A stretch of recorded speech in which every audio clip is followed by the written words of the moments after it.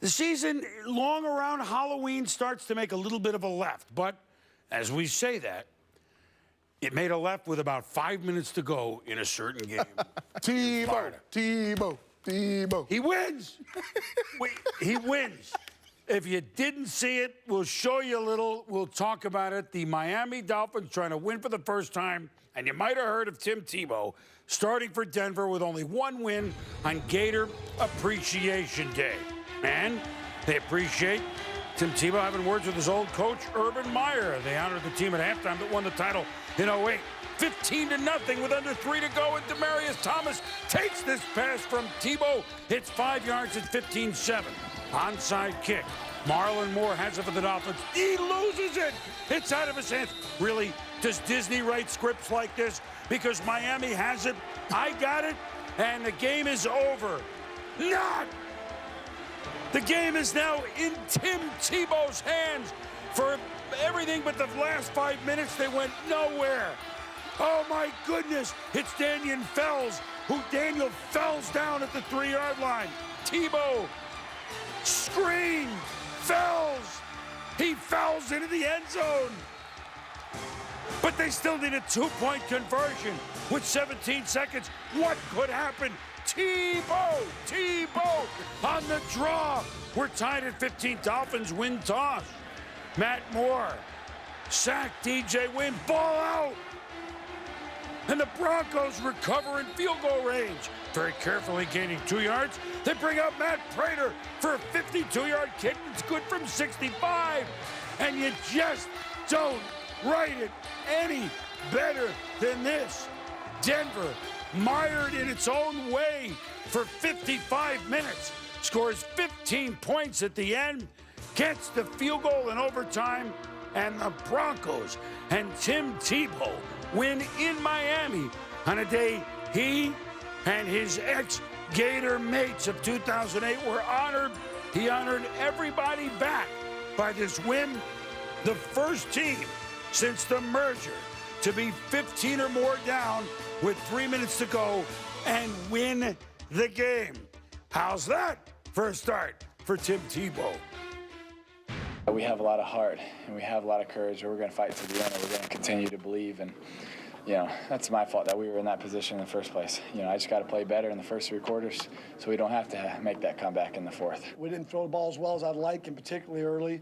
Tim's a young player that's just going to get better, and I saw him get better today. So hopefully he gets better by next week. I felt that momentum the whole game, and it was just like, man, it's not happening, and we just kept being positive on the sidelines, and everybody was still believing, and we kept fighting, and I think we wanted it. We wanted it a lot at the end, and we believed that we could come back. I'm real pleased that he was able to pull us out of it today. He's an excellent young man, an excellent competitor. I think everybody in this building knows that. And he'll just grow as a quarterback. It means a lot, but more than anything, it's just one game and it's one win, and we got to get better. We got to get a lot better, and we improve, and find a way to try to get a few more. He's an incredible young guy for sure. I think he does have great intangibles, and that's what I know. That's one of the great lessons that you learn in football is, that courage to keep fighting. When you're down, when you get knocked down over and over again, are you going to keep getting up? It was never in doubt. It was, no. Again, that's why, you talk to guys about not laying down the sword, just keep swinging it. And, our guys did. We had a lot of good things happen there at the end.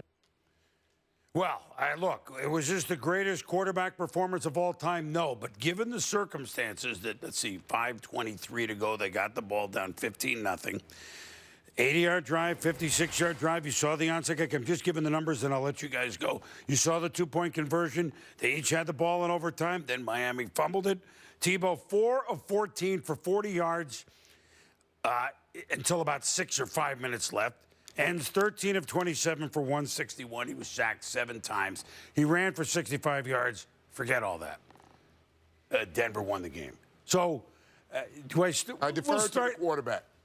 Right? You're judged by if you win. It was awesome in that way. It was a stupefying game in many ways, though, Trent, right? I said this a couple weeks ago when it was announced that Tim Tebow was going to start at quarterback. I said it was going to become total mayhem in the analyst world.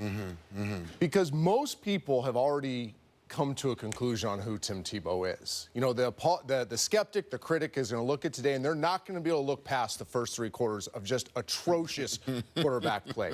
You're not going to be able to. The Tebow apologist is simply going to look at the 4th quarter, the magical Tim Tebow, and point to that and say, this is what he's always done.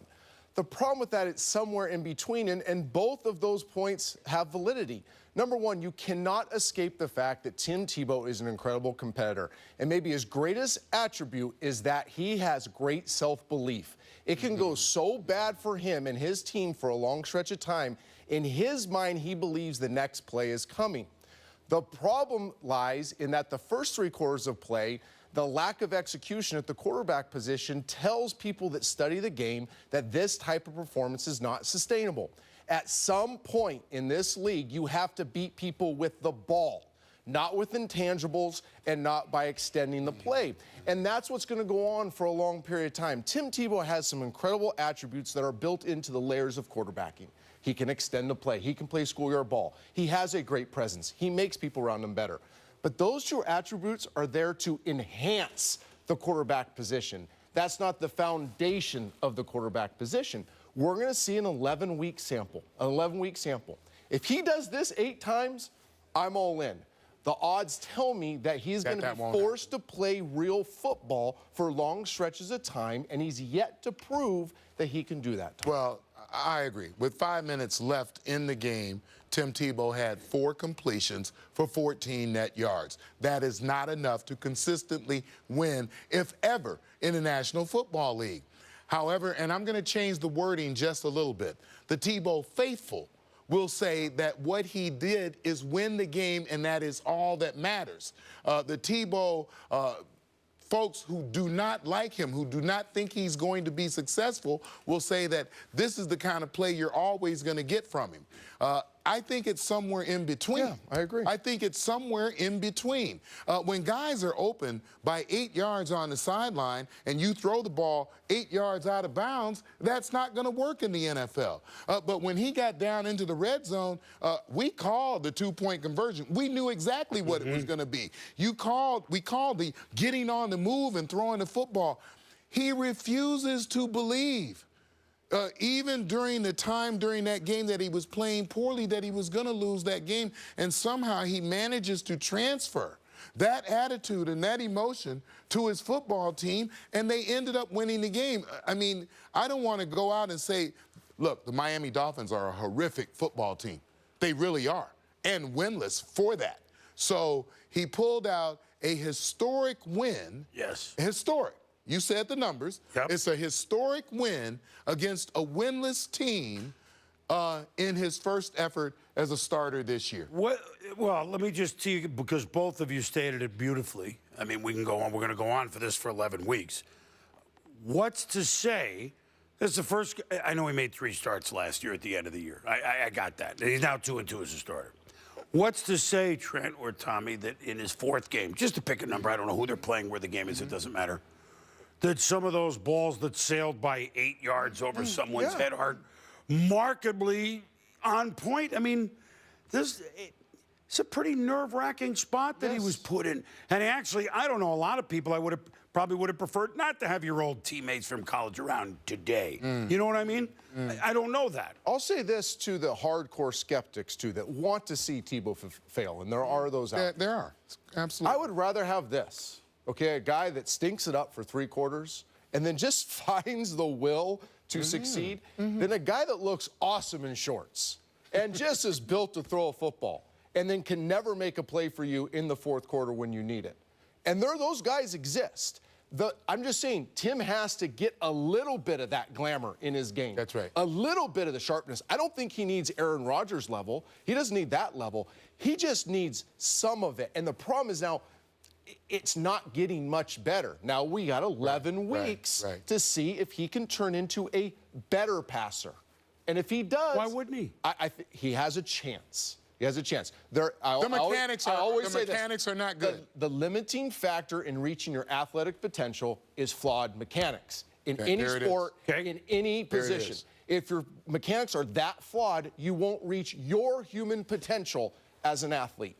I think we're seeing that a little bit in Tim Tebow, because imagine how great he could be if he could deliver a football like 15 of the other guys playing on Sunday. Step towards your target. Yes. Step towards your target. Tommy, I'm not a quarterback. Step towards your target. Let's talk Broncos for a minute. And we're going to go to Adam Schefter for the reaction in Denver. And by the way, Miami's yet to win a game, and that doesn't bode well going